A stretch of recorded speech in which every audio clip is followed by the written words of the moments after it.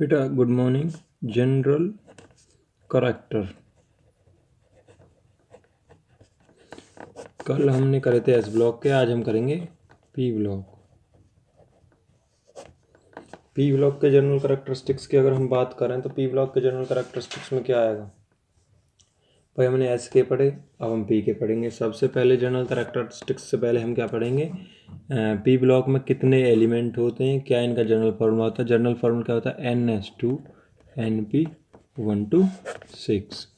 अब इसमें कितने ग्रुप इंक्लूड हैं बेटा? 13, 14, 15, 16 और 17 और 18 ये ग्रुप्स हैं। और इनमें कितने कितने एलिमेंट हैं, कौन कौन से एलिमेंट हैं, आपको भी ग्रुप वाइज लर्न होने चाहिए सारे। अब ठीक है बेटा, ग्रुप वाइज आप सभी को लर्न होंगे, ये आपका ये वर्क है, ये समझ लेना। जैसे हमारे पास ये है helium, neon, argon, krypton, xenon, radon. ठीक है, यहाँ जो एलिमेंट है ये अब नया डिस्कवर हुआ है, और अगर IUPAC के अकॉर्डिंग कहें तो हम इसे क्या कह सकते हैं? UUO अन ऑक्टियम। इसके बाद एलिमेंट आता है हमारे 17 ग्रुप को क्या आता है? इनके लिए आप अगर ट्रिक करना चाहो तो ऐसे कर सकते हो: हीना, नीना और करीना, जैकलीन और रानी मुखर्जी। हीना, नीना और करीना, जैकलीन, रानी मुखर्जी। एक ट्रिक में याद हो गया, सारी आ गई, देख लो यहीं। और 17 की अगर हम बात करें तो 17 में क्या है बेटा? हेलोजन है सारे के सारे। हेलोजन में क्या है? फ्लोरीन, क्लोरीन, ब्रोमीन, आयोडीन और astatine. With atomic number learn करना है, तुम्हें ध्यान रखना। फ्लोरीन, क्लोरीन, ब्रोमीन में क्या करेंगे? फूटा, कुल्हड़, बारात आई। फूटा, कुल्हड़, बारात आई। अपने तरीके से ट्रिक भी बना सकते हो आप लोग। यहाँ पर oxygen, sulphur, selenium, tellurium, polonium. Last वाला छोड़ देना भले ही, कोई ज़रूरत नहीं याद करने की। 15 में क्या है? Nitrogen, phosphorus, arsenic, antimony, bismuth. Carbon, silicon, germanium, tin, lead,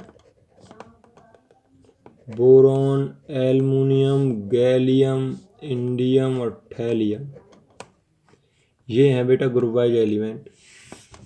अब इनके बात आती है करैक्टर्स की। पी ब्लॉक एलिमेंट कौन से होते हैं? First of all, P block element are those element in which the last electron enters into the P sub shell. मतलब कहने का है, अगर मैं इनमें से कोई एलिमेंट, जैसे मैंने सल्फर को लिखा, सल्फर को मैं कैसे आइडेंटिफाई करूंगा? पी ब्लॉक एलिमेंट है, इसका एटॉमिक नंबर पहले हमें पता होना चाहिए 16। हम कन्फिगरेशन करेंगे, हमसे आता है 1s2 2s2 2p6 3s2 3p6।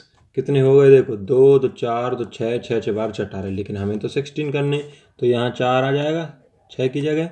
ठीक है बेटा, लेकिन 4 हो, 6 हो, 1 हो, 1 से और 6 तक अगर लास्ट सब सेल पी है, पी में जा रहा है लास्ट इलेक्ट्रॉन, जब पी में जा रहा है लास्ट इलेक्ट्रॉन तो वो क्या होगा? क्या होगा भाई? पी ब्लॉक एलिमेंट होगा। तो जर्नल करैक्टरिस्टिक्स में क्या है बेटा? पी ब्लॉक एलिमेंट दोनों तरह के एलिमेंट रखते हैं, metal as well as non metal. They include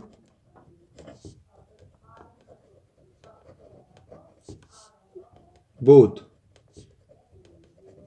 metal as well as non metal. इनमें दोनों तरह के एलिमेंट है बेटा, मेटल भी और नॉन मेटल भी। और मेटलिक करैक्टर की अगर बात करें तो metallic character down the group क्या होता है? इंक्रीज होता है, और लेफ्ट से राइट की तरफ की अगर बात करें तो डिक्रीज होता है। दूसरा पॉइंट जो है वो क्या है? दूसरा पॉइंट है आयनाइजेशन एंथैल्पी जो होती है इनकी हायर होती है एस ब्लॉक के कंपैरिजन में। आयनाइजेशन एंथैल्पी जो है, ionisation enthalpy of P block element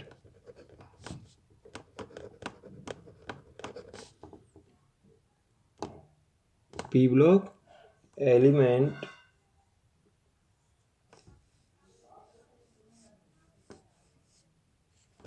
are relatively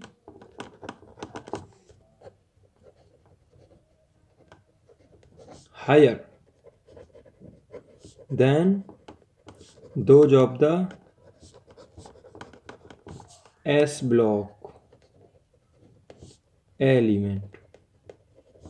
बेटा जब लेफ्ट से राइट की तरफ साइज छोटा होता है तो बॉन्ड मजबूत होते हैं, उन्हें तोड़ने में ज़्यादा एनर्जी लगानी पड़ती है। सिंपल सी बात है, जब हमें ज़्यादा एनर्जी तोड़ने के लिए चाहिए तो वायलेंस एंथैल्पी तो हो गई। आगे, दे मोस्टली फॉर्म कोवलेंट कंपाउंड। जब हमने एस ब्लॉक पढ़ा था तो वो आयनिक कंपाउंड बना रहे थे क्योंकि कंप्लीट ट्रांसफेरेंस हो रहा था। और ये क्या बनाते हैं? They mostly form covalent compound, yeah you can say covalent bond. क्योंकि कोवलेंट बॉन्ड क्यों बनाते हैं? क्योंकि बेटा ये म्यूचुअल शेयरिंग से बनाते हैं, ज़्यादातर म्यूचुअल शेयरिंग करते हैं। Some of them show more than one oxidation state. बेटा इसमें सम ऑफ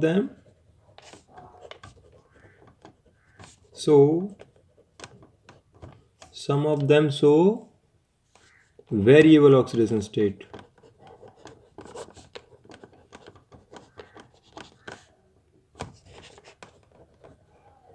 कुछ वेरिएबल ऑक्सीडेशन स्टेट्स हो करते। वेरिएबल का मतलब क्या है? जैसे इसकी -2, इसकी -2 भी है और +4 भी है और +6 भी है, इसकी +4 भी है और +6 भी है, ऐसे। तो वेरिएबल का मतलब है जो कंपाउंड की फॉर्मेशन हो रही है उसके अकॉर्डिंग ऑक्सीडेशन स्टेट चेंज होते रहना। जैसे नीचे की तरफ पॉजिटिव ऑक्सीडेशन स्टेट शो करने की टेंडेंसी बढ़ रही है तो मेटल करैक्टर बढ़ रहा है, लेकिन ऊपर वाला तो माइनस शो कर रहा है, नीचे वाला प्लस शो कर रहा है, तो वेरिएबल हो गई। आगे, their oxidising character increase from left to right.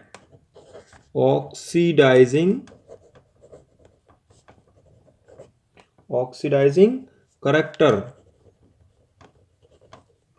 अगर हम ऑक्सीडाइजिंग करैक्टर की बात करें तो क्या होता है? ऐसे दूसरी तरीके से लिखेंगे। ऑक्सीडाइजिंग करैक्टर जो होता है लेफ्ट से राइट क्या होता है बेटा पीरियड में? इनकी reducing character increase from top to bottom.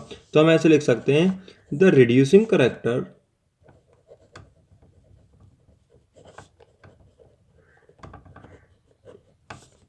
Of P block,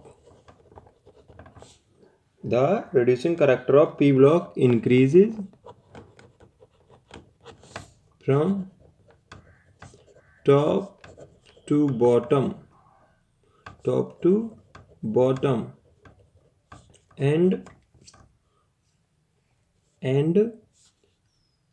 decreasing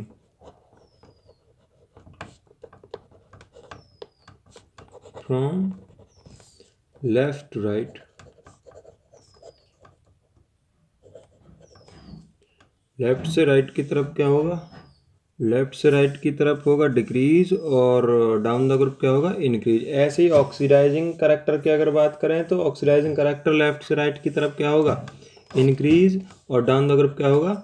decrease. Oxidising और रिड्यूसिंग करैक्टर का मतलब क्या? रिड्यूसिंग का मतलब है जिसका ऑक्सीडेशन हो, और ऑक्सीडाइजिंग का मतलब है जिसका रिडक्शन हो। मतलब जब हम ग्रुप में नीचे की तरफ जा रहे हैं तो पॉजिटिव ऑक्सीडेशन स्टेट शो करने की टेंडेंसी बढ़ रही है। जब पॉजिटिव ऑक्सीडेशन स्टेट शो करने की टेंडेंसी बढ़ रही है तो ऑक्सीडेशन हो रहा है, इसका मतलब ऑक्सीडेशन हो रहा है तो रिड्यूसिंग करैक्टर शो करेगा, और अगर रिडक्शन हो रहा है तो ऑक्सीडाइजिंग प्रॉपर्टी बढ़ेंगी। रिडक्शन हो रहा है तो ऑक्सीडाइजिंग एजेंट, ऑक्सीडेशन हो रहा है तो रिड्यूसिंग एजेंट।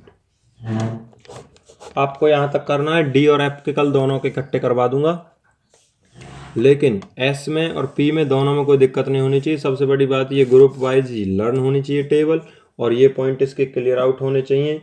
अगर कहीं पर कोई दिक्कत आती किसी पॉइंट में तो वो तुम्हें पूछ लेना है मेरे से। Thank you.